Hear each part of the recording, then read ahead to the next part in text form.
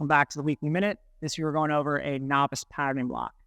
The novice patterning block is just one of the few ways I will program for novice athletes. So these are athletes that are typically younger, but they have a very low training age and probably very little experience in a structured weight room-like setting. The goal of this block is to increase their work capacity and to teach and ingrain the foundational movement patterns that are going to be utilized in their programs as they get older and more experienced. It's essentially like a ground zero type of program.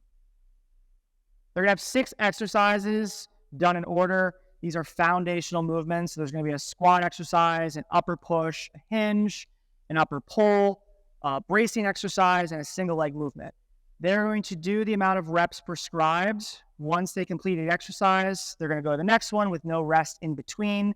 Once they finish these 6, they go back to the top and keep going through, trying to complete as many rounds as possible in the prescribed time limit.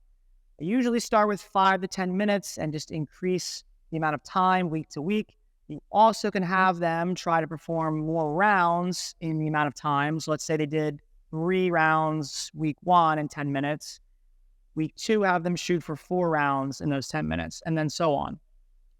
We are choosing very basic exercises.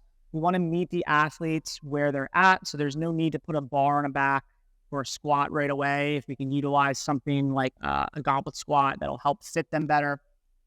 For the lower body movements, I like to do reps of 5. I have found that it is a great way to teach technique without inducing way too much fatigue.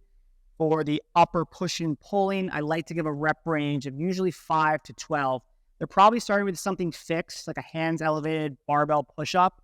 So if the athlete can do 12 really quality push-ups at the height that the bar is at, then the next week, we're going to lower the bar, and the goal is to get closer to the ground, getting closer to a push-up.